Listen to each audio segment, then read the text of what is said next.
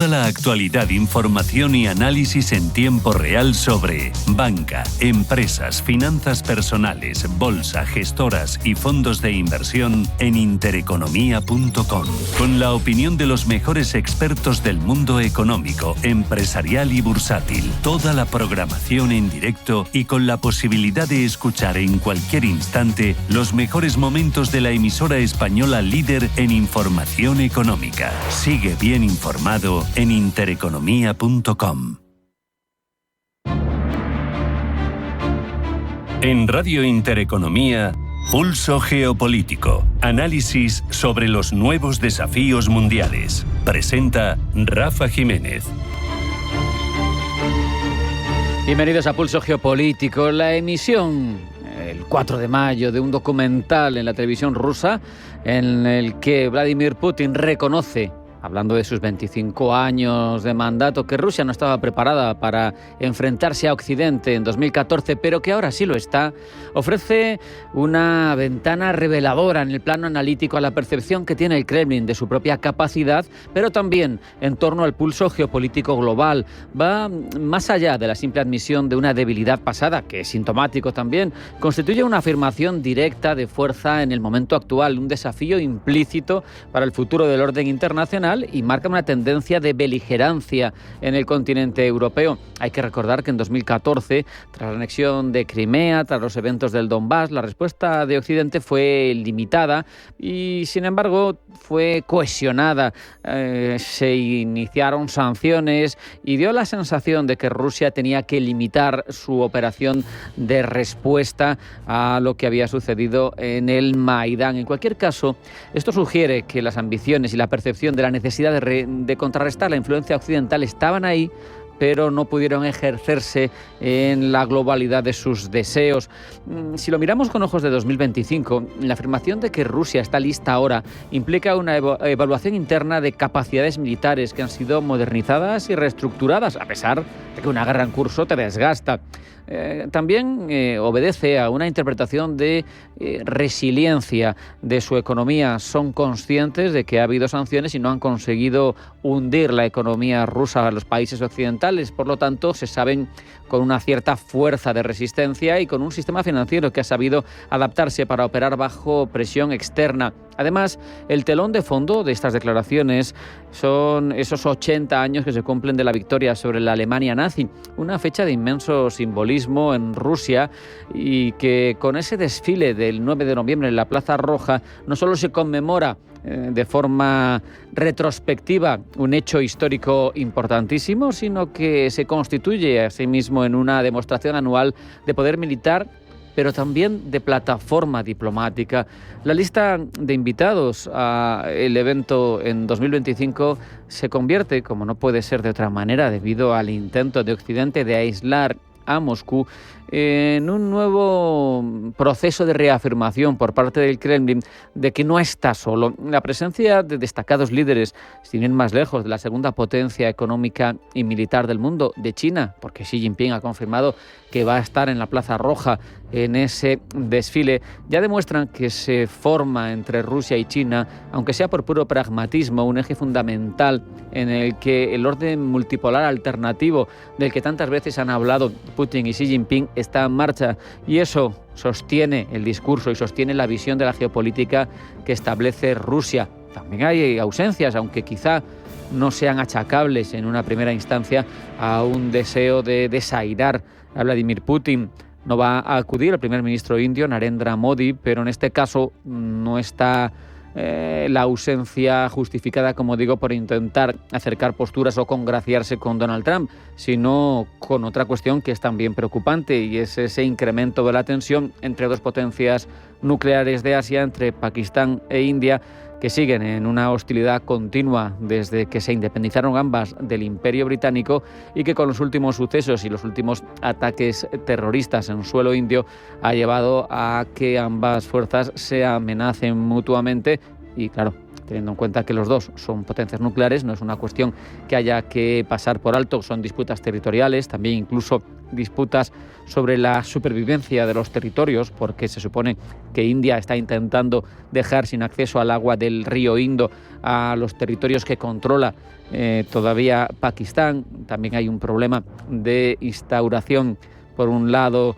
por parte de India, de una política de emigrantes de otras zonas para demográficamente ganar a los habitantes originales. Eso es lo que denuncian al menos los terroristas desde el lado pakistaní. En cualquier caso, es un tema más que complejo. Pero volviendo a lo que sucede en esa admisión de debilidad por parte de Putin y a cómo va a reflejar su recepción diplomática global en el desfile de la victoria, hay que recordar que todo esto nos pone de manifiesto que la visión de largo plazo de Putin es la que ha mandado aquí. Moscú cree poseer herramientas para resistir las presiones occidentales, pero al final todo esto, que se ha mostrado como un proceso de defensa contra la expansión de la OTAN y una lucha por el orden multipolar, estaría pensado mucho antes de que esa expansión se hubiera consolidado, al menos en los niveles en los que está ahora mismo. Es decir, la retórica actual de un acercamiento progresivo, paulatino y excesivo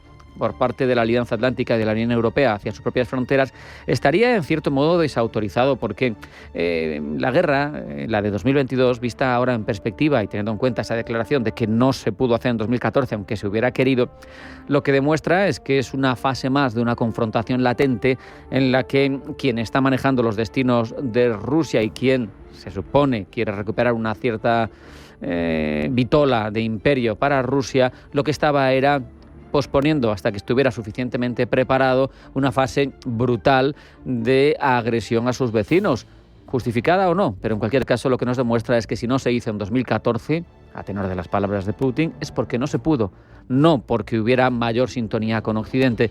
Y esto es algo que merece la pena reflexionar, que merece la pena repensar, porque nos deja también claro cuál va a ser, en principio, la postura a futuro en torno a esos otros países díscolos para Rusia y occidentalizados para nosotros, con sus adhesiones a la OTAN o sus adhesiones a la Unión Europea. ¿Tendremos beligerancia a futuro? La maquinaria de guerra rusa está en marcha y tiene inercia. Veremos. Vamos ya a un pequeño alto en el camino y a la vuelta vamos con titulares que elabora Blanca del Tronco. No se vayan, sigue Pulso Geopolítico.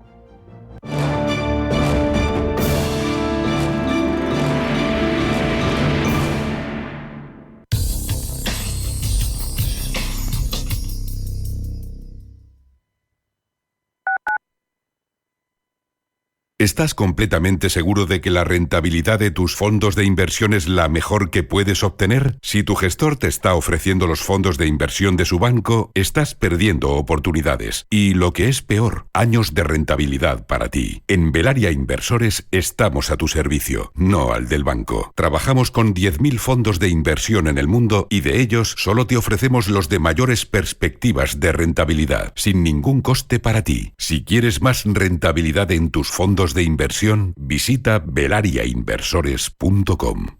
Estamos en constante cambio. El mundo cambia. Cambia nuestro entorno. Cambios que nos hacen reflexionar. Cambios que nos hacen apostar por fórmulas diferentes. En la radio apostamos por el sector inmobiliario. Súmate al cambio con IDE Inmobiliario. Cada miércoles y jueves a las 11 de la mañana con Elena Fraile en Radio Intereconomía. Nos sumamos al cambio. Cada vez que vienes a descubrir Madrid, aprendes de su gente, sabores y costumbres, respetas la naturaleza y contribuyes al cuidado del patrimonio. Este es el legado de tu viaje. Proyecto financiado por la Unión Europea Next Generation, Plan de Recuperación, Gobierno de España, Comunidad de Madrid. Celebra tu boda y disfruta de un oasis urbano en pleno centro de Madrid, en Inala Hotel Garden, donde la ciudad y la naturaleza se encuentran. Vivirás una celebración única. Sorprende a tus invitados con vistas panorámicas desde nuestra terraza y disfruta de un día inolvidable. Infórmate en bodas.inalahotel.com. No te lo imagines, hazlo realidad. Geopolítica, mercados, bancos centrales. Los temas más candentes que impactan en la economía mundial están en Visión Global. Cada tarde de lunes a viernes a las 7 con Marta Isern. Visión Global. Marcamos la diferencia. Radio Intereconomía.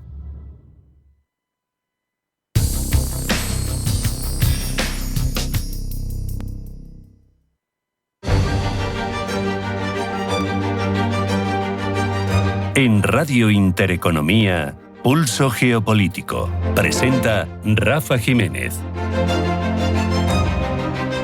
Vamos ya con esos titulares que elabora Blanca del Tronco. Blanca, bienvenida, buenas tardes. Buenas tardes. Israel aprueba expandir sus operaciones en la Franja de Gaza. También ha acordado aprobar un esquema con el que reanudar el acceso de ayuda humanitaria que bloqueaba totalmente desde el pasado 2 de marzo, un día después del llamamiento a filas de decenas de miles de reservistas. Sobre el terreno, al menos 15 palestinos han muerto esta madrugada en un bombardeo del ejército israelí contra un edificio residencial en la zona de Al-Karama, al noroeste de Gaza. Y mientras los hutíes imponen un bloqueo sobre el aeropuerto Ben Gurión de Tel Aviv. Los hutíes de Yemen piden además a las compañías aéreas que suspendan sus vuelos, mientras Israel promete represalias y acusa a Irán de estar detrás del ataque que el domingo causó daños en la terminal aérea, lo que Teherán ha negado. La tensión entre Irán y Estados Unidos e Israel ha escalado de nuevo después de que Washington y Tel Aviv hayan acusado a Teherán de estar detrás de las acciones militares de los hutíes de Yemen y hayan amenazado con una agresión militar al país persa, que a su vez advierte de las consecuencias. En Europa, Giorgos Simión, claro vencedor de la primera vuelta electoral en Rumanía. El ultranacionalista eurocrítico Giorgos Simión se ha convertido en el claro vencedor de la primera vuelta electoral de la repetición de las elecciones presidenciales del domingo. Se enfrentará dentro de 2 semanas en la segunda vuelta al pro-europeo Nikusor Dan en unos comicios clave para el futuro rumbo político del país. En Alemania se firma el acuerdo de coalición. La Unión Cristiano-Demócrata y la Unión Socialdemócrata han firmado oficialmente junto al Partido Socialdemócrata de Alemania el acuerdo de coalición entre estas 3 formaciones para formar un gobierno liderado por el conservador Friedrich Merz. Olaf Scholz, por su parte, será despedido como jefe de gobierno en la tradicional ceremonia brindada por el ejército alemán en la víspera de que Merz acuda a la Cámara Baja para ser investido como nuevo canciller. Seguimos en Alemania porque la AfD amenaza con emprender acciones legales después de haber sido considerado grupo extremista. El Partido Alternativa para Alemania, que el pasado viernes fue clasificado como grupo extremista de derechas por la Oficina Federal de Protección de la Constitución, ha exigido a esta agencia que corrija públicamente la categorización hasta el lunes, o que de lo contrario emprenderá acciones judiciales. Vamos hasta el Vaticano porque los cardenales ultiman sus reuniones antes del cónclave. Los cardenales continúan con sus reuniones diarias en el Vaticano antes de que el miércoles comience el cónclave y se encierren en la Capilla Sixtina para elegir a un sucesor del difunto Francisco. Comienzan en Londres las celebraciones por el 80 aniversario del final de la Segunda Guerra Mundial. El rey Carlos III encabeza en Londres 4 días de celebraciones por el 80 aniversario del fin de la Segunda Guerra Mundial, que empiezan hoy lunes con un desfile militar y un vuelo rasante de aviones de la época por el centro de Londres. En Radio Intereconomía, Pulso Geopolítico. Y ahora, Blanca, ampliamos estas informaciones. Continúa la ofensiva de Israel sobre Gaza. El Gabinete de Seguridad de Israel ha aprobado expandir sus operaciones en el enclave, así como un esquema con el que reanudar el acceso de ayuda humanitaria que bloqueaba totalmente desde el pasado 2 de marzo. Roberto Sol. Aumentar gradualmente la presión militar sobre Gaza es el objetivo de Israel, que estudia ocupar más territorios en el enclave y forzar el desplazamiento de su población al sur, donde sin embargo el ejército ya ha ocupado buena parte del terreno al apoderarse de la ciudad de Rafah. El gabinete ha aprobado la medida por unanimidad, si bien durante la reunión se han elevado distintas discrepancias, tanto respecto al enfoque sobre las operaciones en Gaza como sobre la oposición de algunos ministros a permitir que alimentos, medicinas y otros bienes de primera necesidad vuelvan a entrar al territorio palestino tras un bloqueo de más de 2 meses. Este es el bloqueo más largo que Israel ha mantenido sobre el enclave desde el inicio de la ofensiva. Antes del alto el fuego limitaba notablemente la entrada de ayuda. La agencia de la ONU para los refugiados palestinos llegó a registrar el acceso de unos 92 camiones diarios en Gaza en noviembre de 2024. cuando antes de la guerra rondaban los 500, ya considerados insuficientes entonces. Y no abandonamos Oriente Medio porque los hutíes del Yemen han anunciado que impondrán un bloqueo aéreo global sobre Israel mediante ataques contra sus aeropuertos, en especial sobre el de Ben Gurion en Tel Aviv. Los hutíes han pedido además a las aerolíneas internacionales que anulen sus vuelos a ese destino para preservar la seguridad de sus aviones y de sus clientes. Ana Ruiz. Avisamos a todas las compañías aéreas internacionales que anulen todos sus vuelos a los aeropuertos israelíes. Así reza el comunicado hecho público por el portavoz militar de los hutíes, según el cual con esta acción responden a la decisión del gobierno de Netanyahu de ampliar las operaciones hostiles en la Franja de Gaza, así como a los ataques de Israel contra países árabes como el Líbano.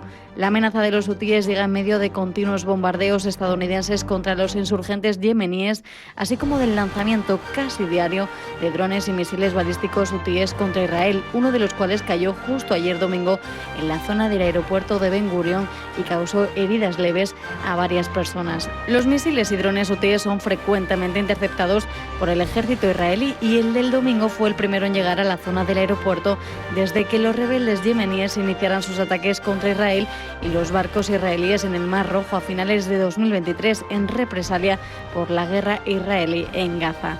Tras ese ataque hutí, al menos 6 aerolíneas internacionales han anunciado ya que suspendían sus vuelos a Israel durante 48 horas, entre ellas Lufthansa, Air France y Air Europa. Netanyahu responsabiliza a Irán del ataque hutí por ser el principal respaldo de los rebeldes yemeníes y asegura que Israel atacará en el momento y lugar que elija el país persa. Y en una entrevista de la cadena NBC, Donald Trump ha afirmado que no prevé presentarse a un tercer mandato y ha retomado sus intenciones de anexión Canadá y Groenlandia. Paloma Arnaldos.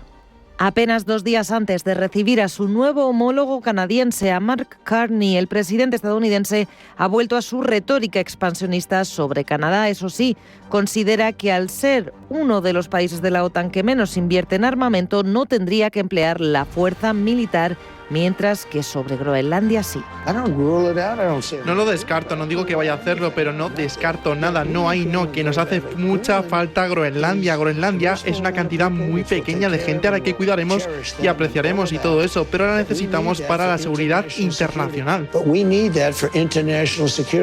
Trump no solo se ha mostrado desafiante hacia el derecho internacional, sino que también hacia el de su propio país. Desde que entró en la Casa Blanca, miles de personas han sido deportadas debido a su estancia ilegal dentro de las fronteras estadounidenses.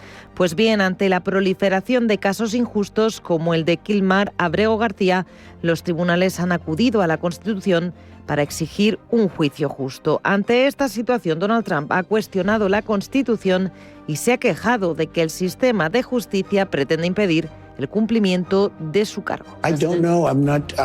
No lo sé, no soy abogado, no lo sé. Bueno, la quinta enmienda dice, no sé, parece que podría decir eso, pero si estás hablando de eso, entonces tendríamos que tener 1 millón, 2 millones, 3 millones de juicios. Tenemos miles de personas que son algunos asesinos y algunos traficantes de drogas y algunas de las peores personas en la Tierra. Algunas de las peores, las más peligrosas personas en la Tierra. Y fui elegido para sacarlos de aquí y los tribunales me impiden hacerlo. And I was elected to get him the hell out of here, and the courts are holding me from doing it. Sorprendentemente sí que ha rebajado su tono desafiante hacia el texto constitucional al decir que no se presentará un tercer mandato, a pesar de que muchos aliados políticos y seguidores le están presionando para que lo haga.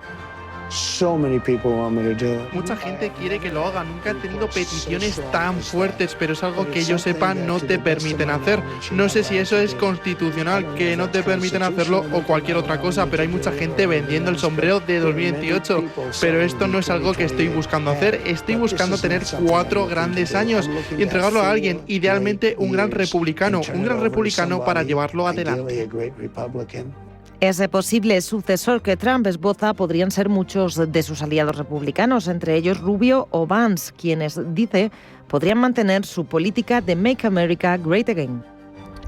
Uno de los más críticos con Trump, al menos con la política de aranceles del republicano, es Warren Buffett, un mito de las finanzas que dice adiós. Lo hace a los 94 años de edad. A final de año, Warren Buffett cederá su cargo y hará todo lo posible adelantado para que la Junta de la compañía vote a Gregory Abel como su sucesor. Abel es el responsable operativo de la firma, a quien Buffett ya había designado como futuro sucesor. El directivo se ha estado encargando hasta ahora de las inversiones en áreas como la energía y activos no relacionados con el sector seguros.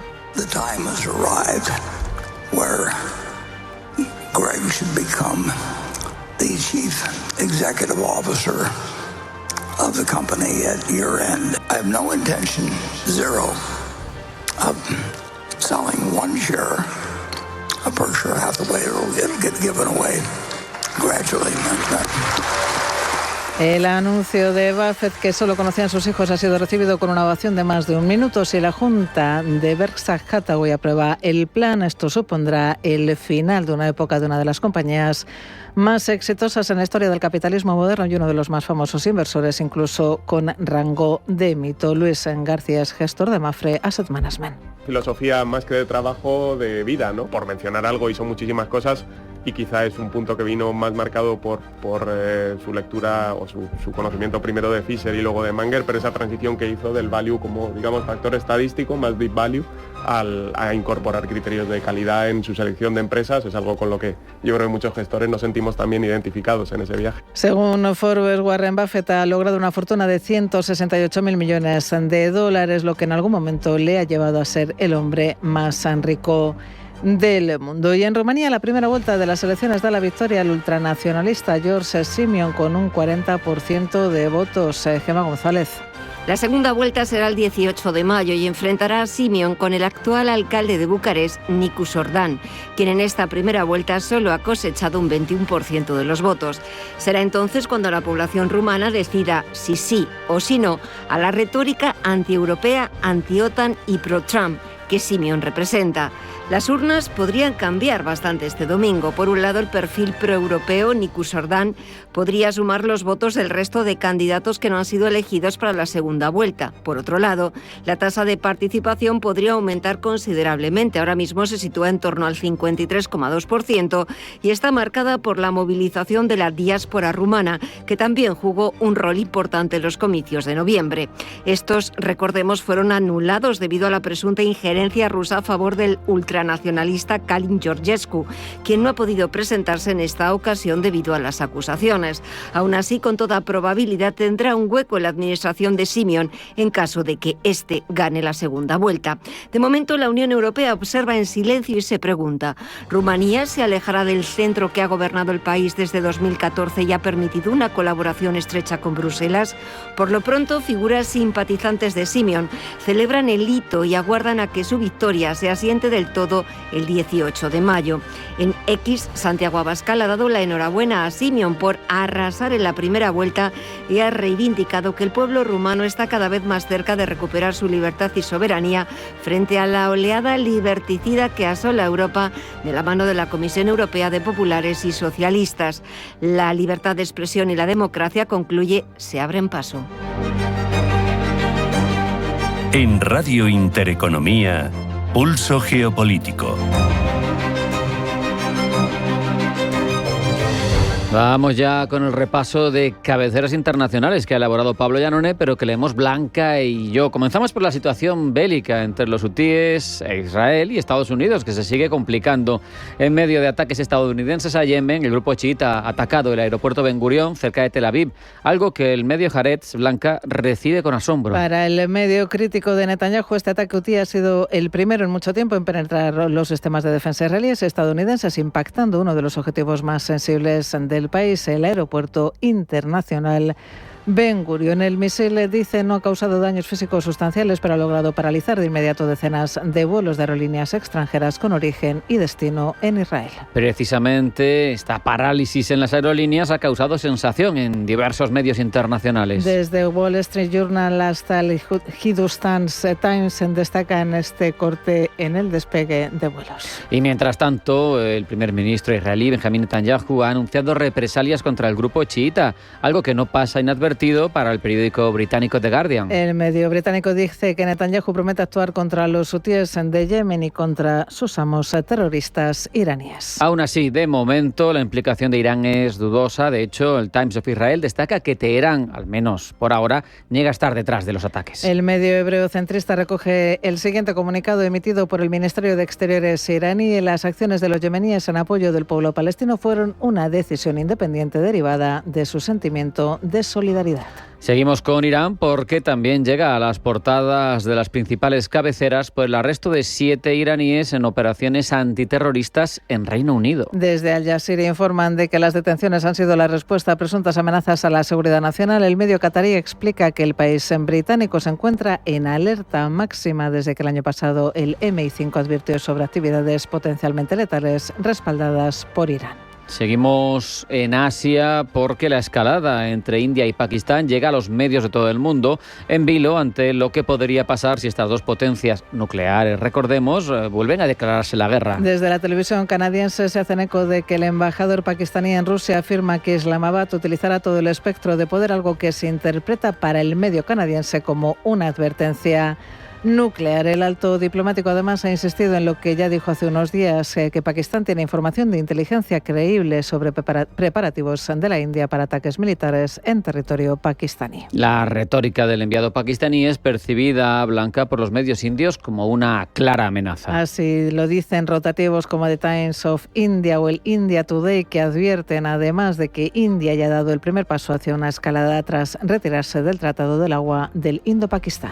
Y la zona no solo es caliente por estas dos grandes potencias, es que al norte de ellas está China y desde Pekín, aliado de Pakistán y enemigo de India, el South China Morning Post observa que el medio chino dice que las tensiones entre Islamabad y Nueva Delhi se intensifican tras las pruebas de misiles pakistaníes realizadas cerca de Cachemira, la segunda prueba en 2 días. Finalmente, el medio chino se hace eco de que el primer ministro de Pakistán, Shehbaz Sharif, ha confirmado el éxito de las pruebas de misiles y que está satisfecho con la plena preparación del ejército para la defensa nacional. Volvemos a Oriente Próximo con otro asunto, porque en Israel la prensa se divide una vez más ante los bombardeos de las fuerzas de Israel, en este caso sobre Siria. The Times of Israel se hace eco de lo que dice Emiratos Árabes Unidos. Addis Abeba, afirma el medio centrista, condena enérgicamente los recientes ataques israelíes en Siria que se producen en medio de una violencia sectaria letal contra la minoría drusa del país. Precisamente esa cuestión drusa es la diferencia más notoria que podemos encontrar entre el discurso de The Jerusalem Post pro Netanyahu y de Haaretz en contra de Netanyahu. El primero dice que los ataques de Israel sobre Siria son precisamente para proteger a los drusos. El medio pro Netanyahu recoge las declaraciones del ministro de Asuntos Exteriores, Gideon Sa'ar, para criticar a la comunidad internacional por estar demasiado ocupada legitimando el régimen terrorista de tipo talibán que actualmente gobierna Siria, en lugar de brindar apoyo a los drusos y otras minorías en Siria. Y como decimos, muy distinta esta narrativa a la de Haaretz, que recoge, Blanca, esas mismas declaraciones del ministro de Exteriores de Israel, pero en busca del efecto contrario. El medio progresista dice burlonamente que le cuesta creer que Gideon Sa'ar llame realmente a la comunidad internacional a cumplir su papel de proteger a las minorías en Siria. Concluye en palabras textuales que a Israel no le importa realmente el destino de los drusos en Siria.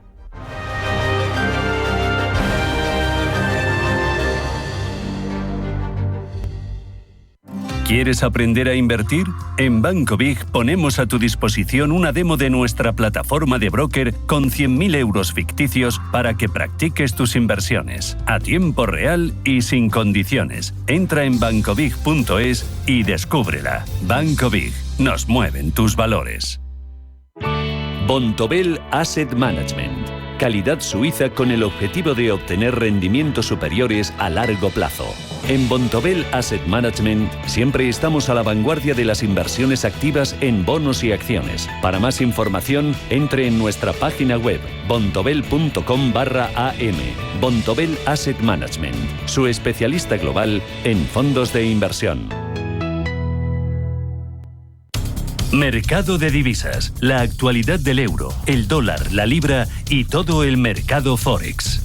Un programa presentado por Alba Puerro. Elige tu propio camino en el mundo de la inversión. Mercado de divisas, los miércoles de 10 a 11 de la noche en Radio Intereconomía.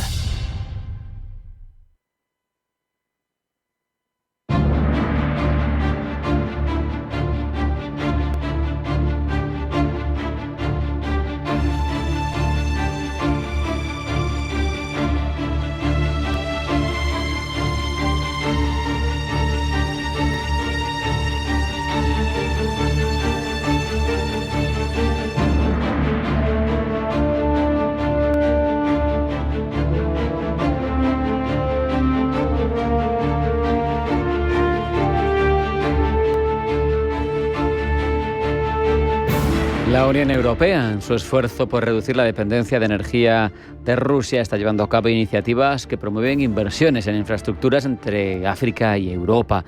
Bruselas alinea estos objetivos con la transición hacia fuentes más limpias. Una de las apuestas clave en esta estrategia es el hidrógeno verde, donde España y Marruecos, por cierto, tienen un rol importante.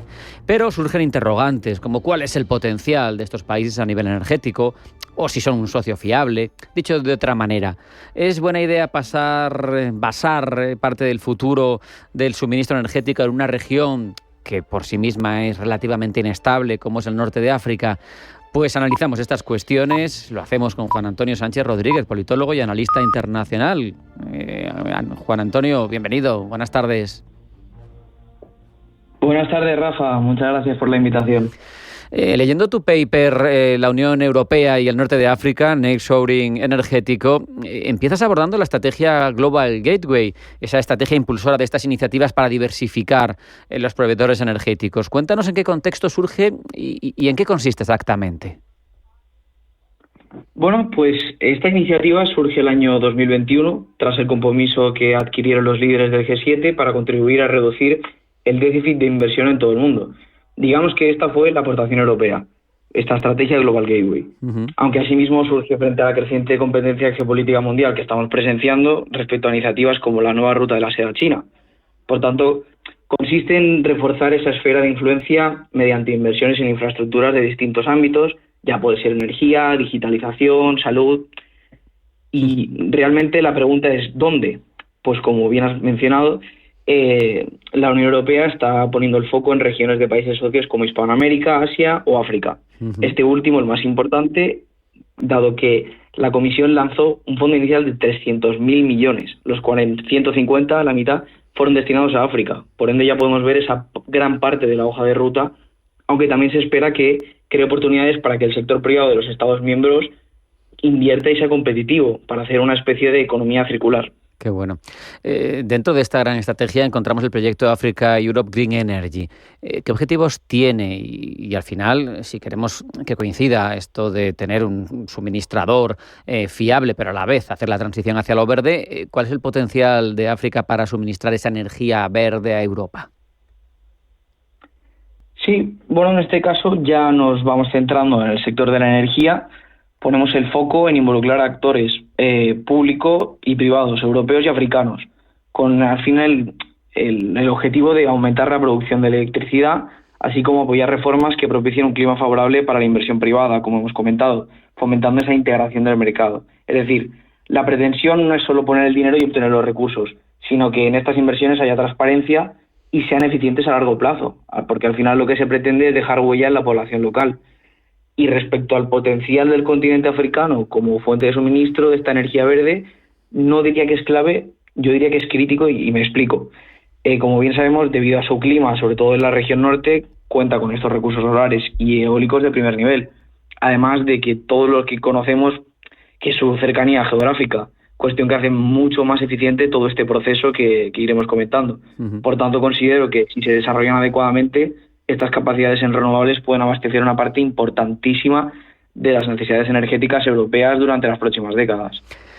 Precisamente en un momento en el que todo lo energético está más de actualidad que nunca, Juan Antonio, ¿cómo cambia esta iniciativa el sistema energético actual?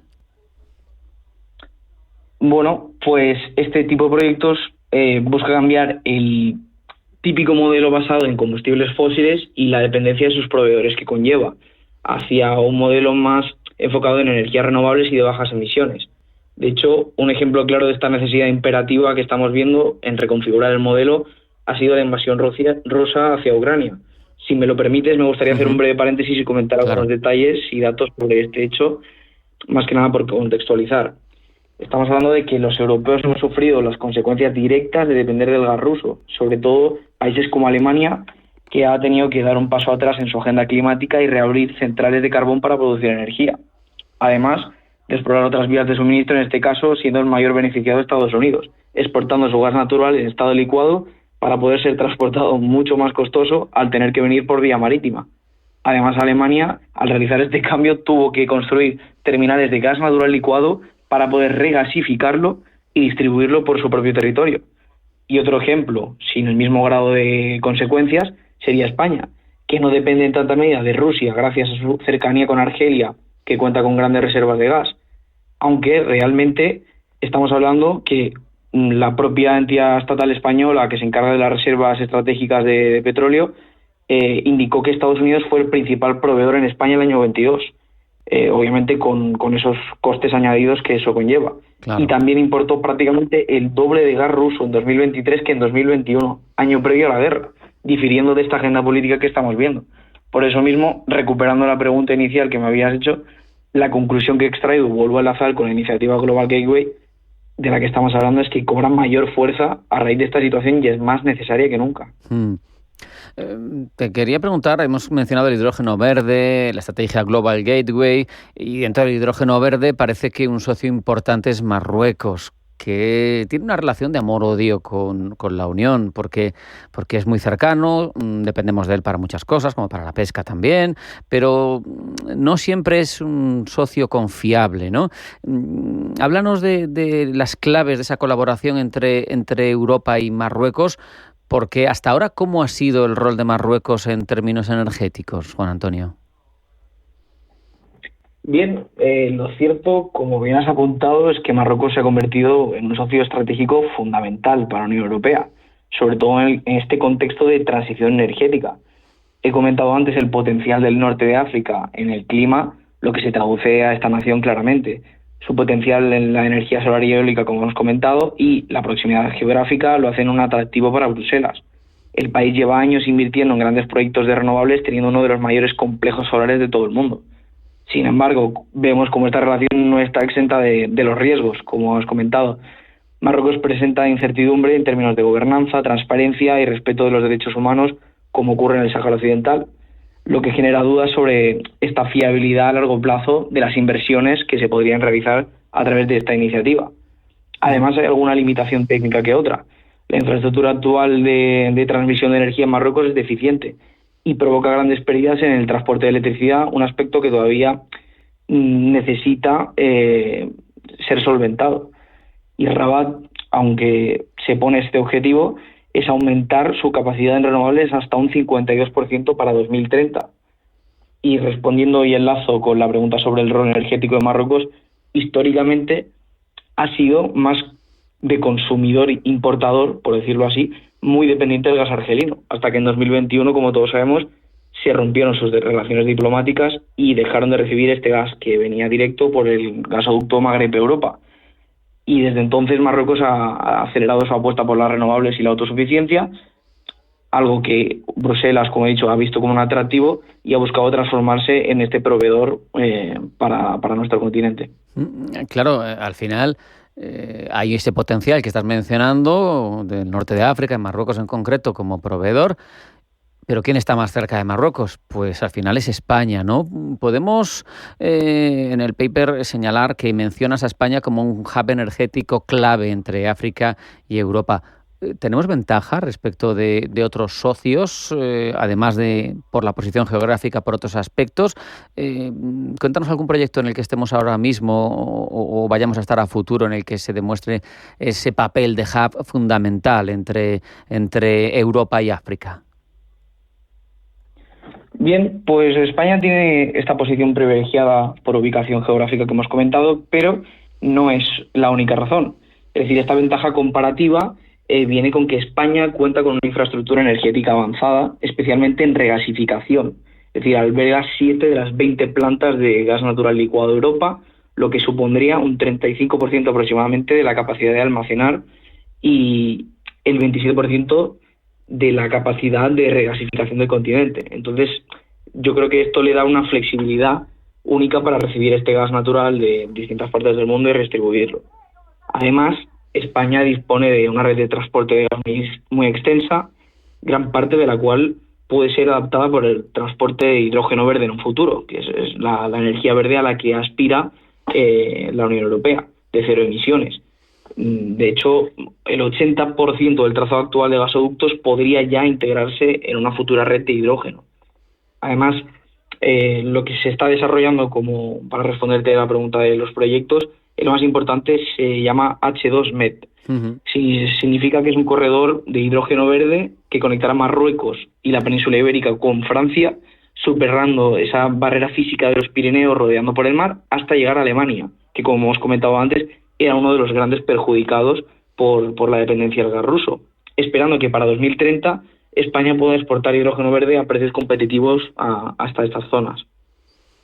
No podemos olvidar, sin embargo, Juan Antonio, riesgos geopolíticos. Tú has mencionado, por ejemplo, uno de ellos, ¿no? Esa rivalidad que es secular entre Marruecos y Argelia, que nos ha afectado, ¿no?, en años precedentes, pero que al final también puede repercutir sobre esa interconexión energética, ¿no?, entre el norte del continente africano y Europa, o incluso a ese hidrógeno verde que nos interesa como europeos, que surgirá de Marruecos. Si al final la situación geopolítica no es estable, pues también eso es un hándicap, ¿no?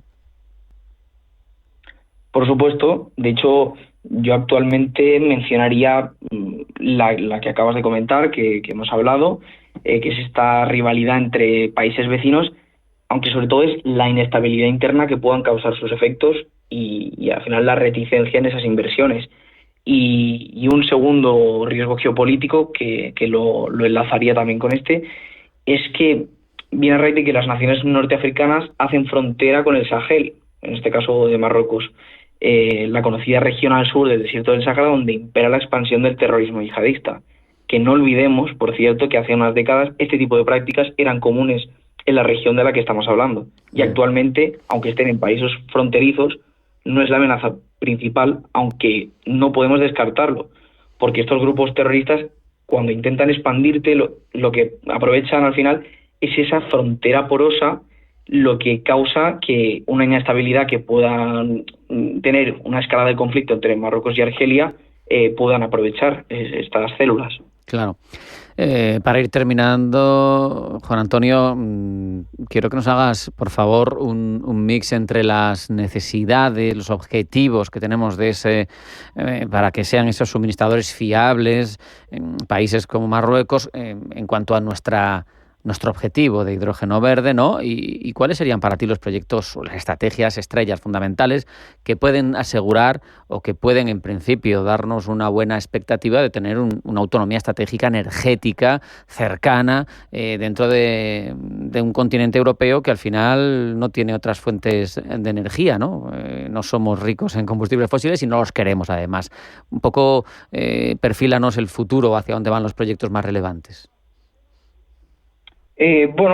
Antes de mencionar los proyectos más relevantes, quiero mencionar que esta estrategia y esta apuesta por el hidrógeno verde marroquí que estamos hablando hace que al menos estas relaciones con Argelia no afecten tanto, porque ya se utilizaría el gasoducto que va directo de Marruecos a España, y entonces esto eximiría a Argelia, por tanto, de esos términos geográficos que estamos hablando, y que, por ejemplo, ahora se ha visto que nos hemos visto afectados por el cierre del gasoducto del Magreb.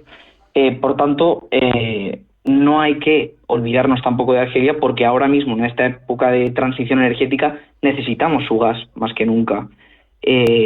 Otro aspecto clave va a ser cómo se desarrolla la cuestión del Sáhara Occidental, aunque sigue pensando mucho para Europa. Por ejemplo, vemos que el Tribunal de Justicia de la Unión Europea en acuerdos de pesca los ha suspendido al no tener Rabat en cuenta al pueblo saharaui. Por tanto, estos efectos pueden ser muy importantes para el desarrollo de estos proyectos. Y para terminar, los proyectos que se están llevando a cabo, por ejemplo, en términos de cableado submarino, que nos van a reforzar aún más la cooperación energética, son en otros países como desde Egipto a Grecia o el de Túnez a Italia, para demostrar también que el resto del sur de Europa está implicado. Y sobre todo el que he mencionado, que es el desarrollo y el avance del mencionado H2Med en España. Y sobre todo ese 20% restante de la reforma de los gasoductos para ser adoptados en su totalidad. Porque lo que vemos es que el hidrógeno está siendo muy complejo de almacenar. Este es un reto importante que presenta estas iniciativas y esta transición energética. Y por último, en cuanto a estrategias para que esta cooperación sea viable a largo plazo, es fundamental mejorar la transparencia y la gobernanza local, así como eliminar monopolios estatales en la energía y fomentar un entorno de competencia justa.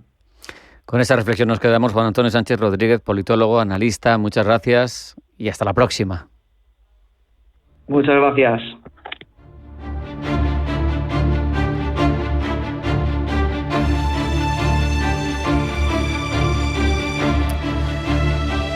Tenemos nada menos que dos potencias nucleares en un momento de fricción verdaderamente elevado.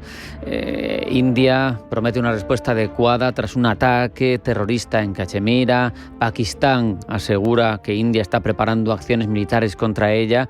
Y como digo, no solo es uno de los territorios más calientes históricamente desde hace décadas, sino que en este caso los dos implicados son verdaderamente dos países preocupantes y la cuestión escala. Por eso hemos llamado a Gonzalo Gómez de la Calle, profesor de Relaciones Internacionales y de Economía de ICADE. Gonzalo, bienvenido, buenas tardes. Gonzalo. Sí. Buenas tardes. ¿Me veis? Sí, sí. Buenas. Ahora Hola, sí. Buenas tardes. Quería preguntarte y comenzar contextualizando un poco. Sabemos que en este caso, en una historia que es de largo recorrido, pues lo que lo ha desencadenado, la hostilidad más grande, más efervescente ahora mismo, pues es esa muerte de 26, 28 ciudadanos indios.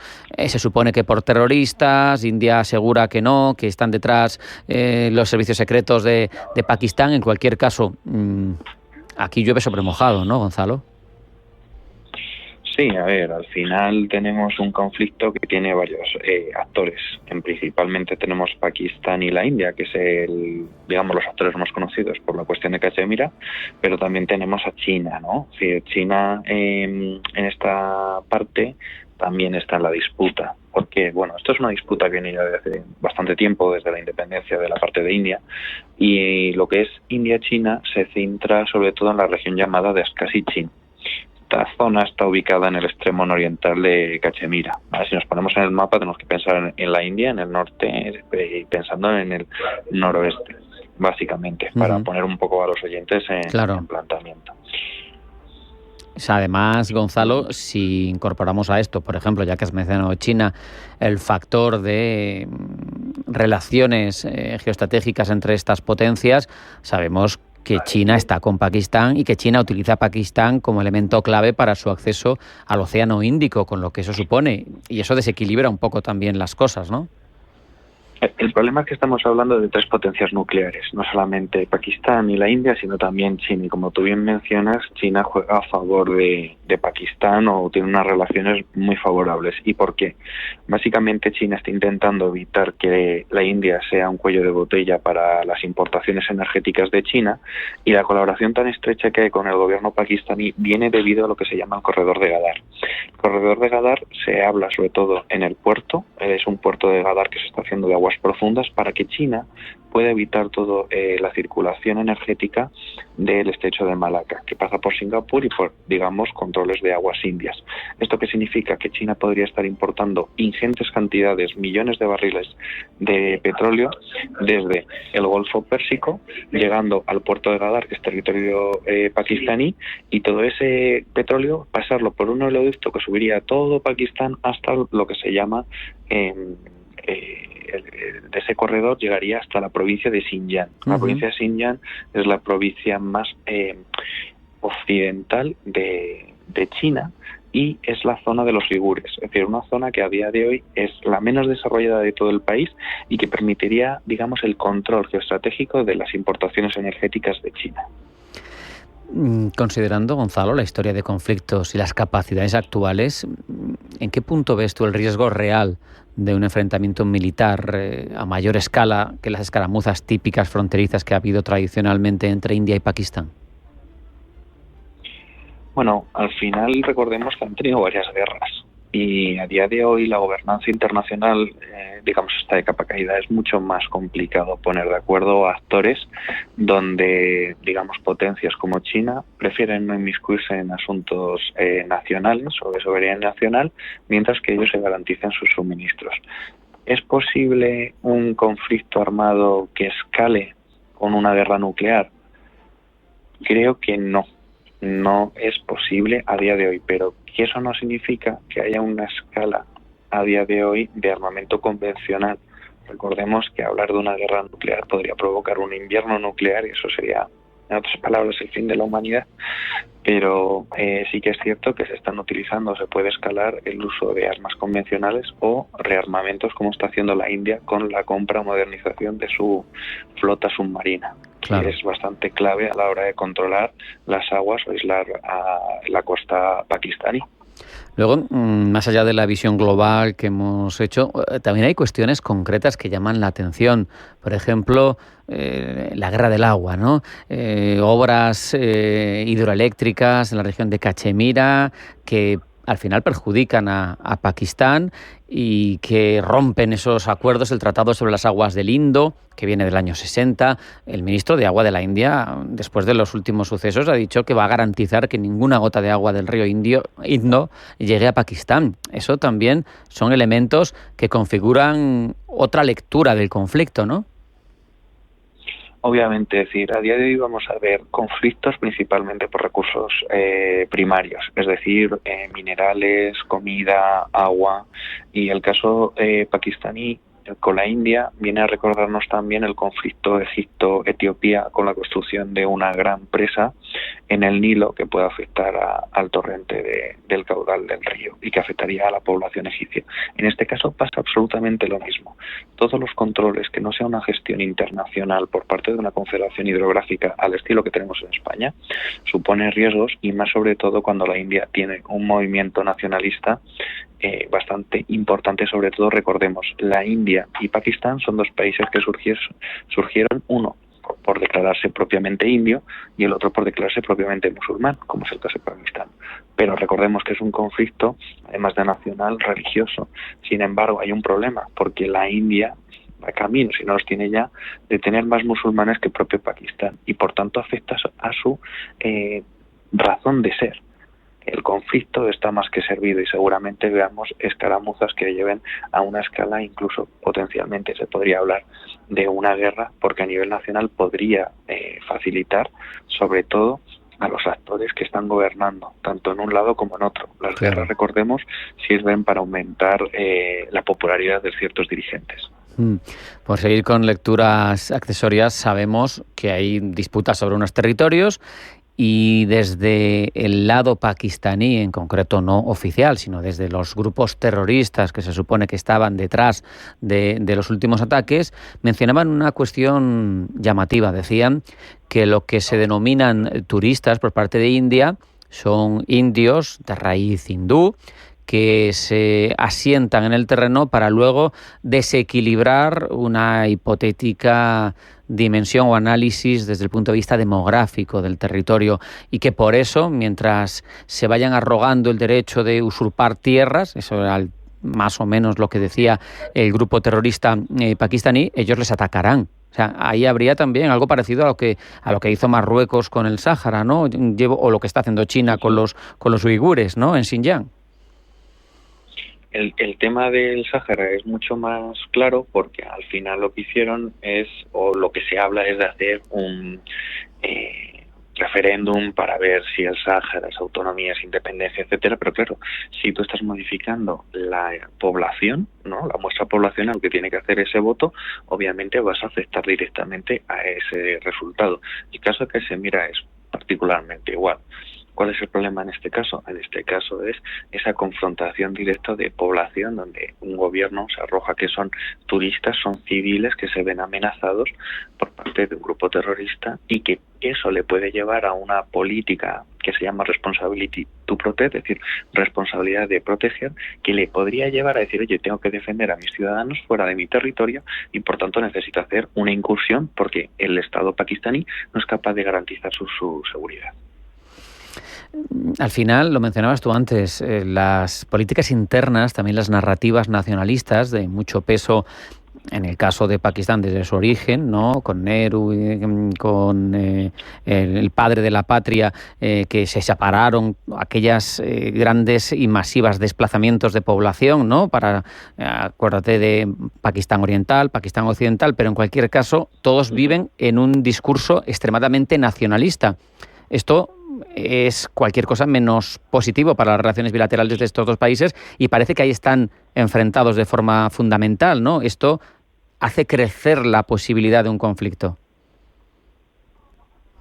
Efectivamente, el problema son, digamos, que al fin y al cabo cada uno está defendiendo sus lógicas nacionales. No solamente hay que tener en cuenta que tanto Pakistán como la India hablan como estados que defienden su razón de ser, pero es que luego hay regiones entre ambos países donde quieren independizarse, ¿no?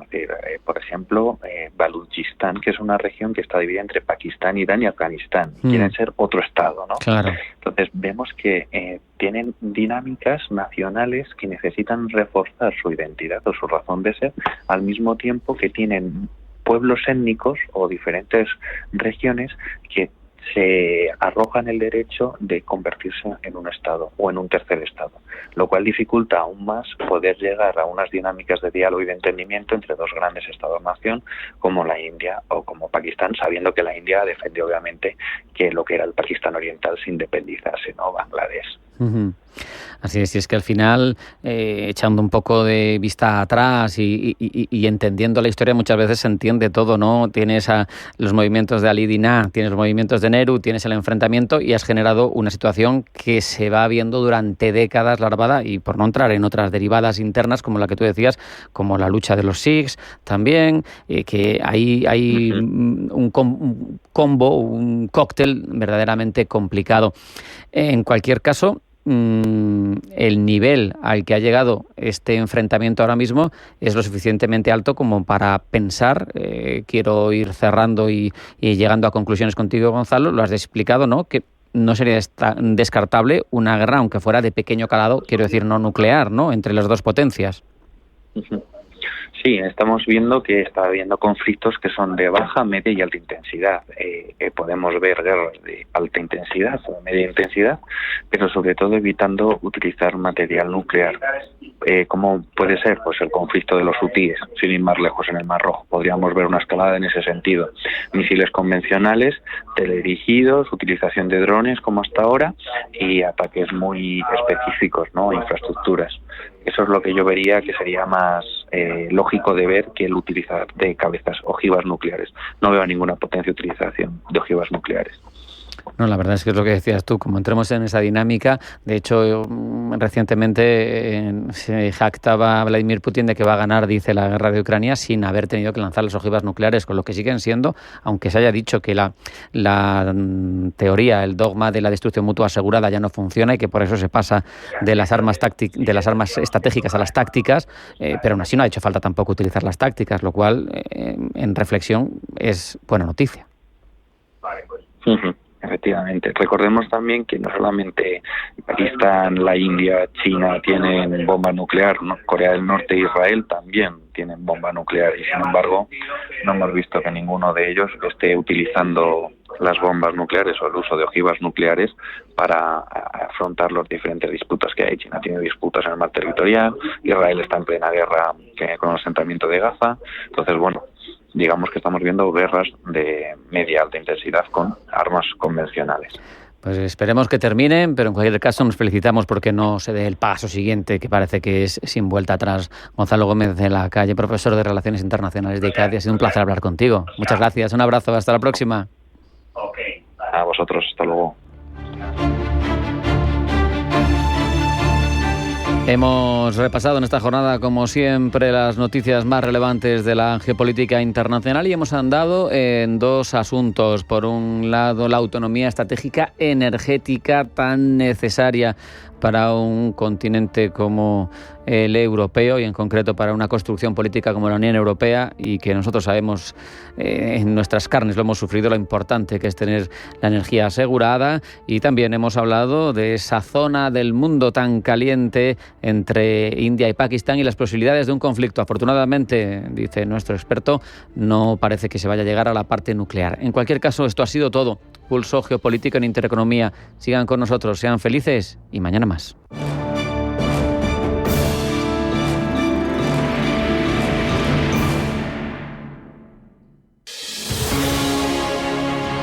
Desde Caja Rural queremos apoyar a quienes permanecen aquí y depositan su confianza en nosotros por cercanía, eficacia, profesionalidad y compromiso con nuestra tierra. Caja Rural de Zamora. Gente como tú. Por favor, un vermut. ¡Un Zarro! Zarro, por supuesto. El vermut Zarro es el vermut de Madrid, elaborado artesanalmente con los mejores botánicos y vinos de calidad. Un vermut genuino y con historia, orgulloso de sus orígenes castizos y más aún de su sabor. Y es que en grifo o en botella, vermut Zarro es el auténtico sabor del vermut de Madrid. Vive Zarro, siente Madrid.